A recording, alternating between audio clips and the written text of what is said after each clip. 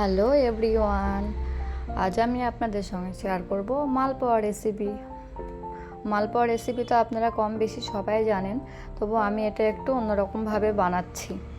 তো চলুন দেখে নেওয়া যাক প্রসেস। তো তাই জন্য আমি দেখুন এখানে নিয়েছি গরম দুধ, আর গরম দুধটা আমি ঠান্ডা করে নিয়েছি। আর এতে এখন দিয়ে দিয়েছি আমি 2 চামচ পরিমাণ সুজি। এখানে আমি বড় চামচে 2 চামচ পরিমাণ নিয়েছি, আপনারা চাইলে কম বেশিও করতে পারেন। আর এখানে কিছু ড্রাই ফ্রুটস নিয়েছি, তার মধ্যে আছে কিছু নারকেল কুচি, কাজু, কিশমিশ, আর নিয়েছি সাদা তিল। সাদা তিলটা অপশনাল, আপনারা চাইলে দিতেও পারেন বা নাও দিতে পারেন। আপনাদের কাছে থাকলে প্লিজ দেওয়ার চেষ্টা করবেন, এটা অনেক বেশি টেস্ট হয়।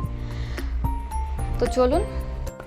আর হ্যাঁ, সুজিটাকে কিন্তু ভিজিয়ে রাখতে হবে দুধের সঙ্গে 15 থেকে 20 মিনিট। এরপর দেখুন আমি এখানে আগে থেকে ভিজিয়ে রাখা সুজির মধ্যে এখন ওই ড্রাই ফ্রুটসগুলো দিয়ে নিয়েছি, আর দিয়েছি আপনার পরিমাণ মতো ময়দা। এখানে কিন্তু ময়দা ইউজ করতে হবে। আর এখন দিয়ে দেব পরিমাণ মতো চিনি। আপনাদের যার যেমন মিষ্টি পছন্দ সে সেইভাবে ইউজ করতে পারেন। তো দেখুন আমি এখানে এখন 3 চামচ পরিমাণ চিনি নিয়েছি, আর এখানে একটু জল দিয়ে নিয়েছি, পরিমাণ মতো জল দিয়ে নিতে হবে। এবার এটাকে আস্তে আস্তে নাড়াচাড়া করে নিয়ে একটা মিডিয়াম ব্যাটার রেডি করে নিতে হবে। দেখুন আমার ব্যাটারটা কত সুন্দরভাবে রেডি হয়ে গেছে। আপনারা নিশ্চয়ই থিকনেসটা বুঝতে পারছেন, না মোটা আর না তো পাতলা। একদম পাতলা হলেও ফুলবে না, ফেটে যাবে। আর যদি বেশি মোটা হয় তাহলে ভিতর থেকে কেমন যেন একটু কাঁচা কাঁচা ভাব থেকে যায়। তো চলুন, আমার ব্যাটারটা এখন রেডি হয়ে গেছে। আর আমি এখানে দেখুন একটা কড়াই বসিয়ে নিয়েছি, আর কড়াইয়ে নিয়ে নিয়েছি কিছু সাদা তেল। আর এখানে অল্প পরিমাণ ঘি দিয়ে নিতে হবে। ঘি দিয়ে নিলে টেস্টটা তো দ্বিগুণ বেড়ে যাবে। ঘিয়ের তো টেস্ট অন্যরকমই হয়, তাই না?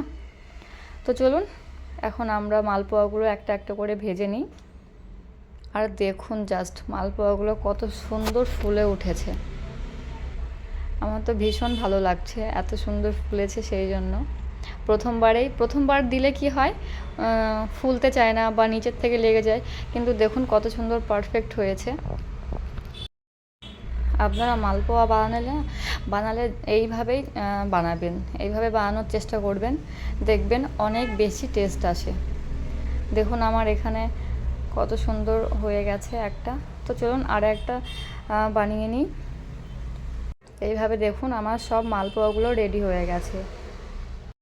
And thank you.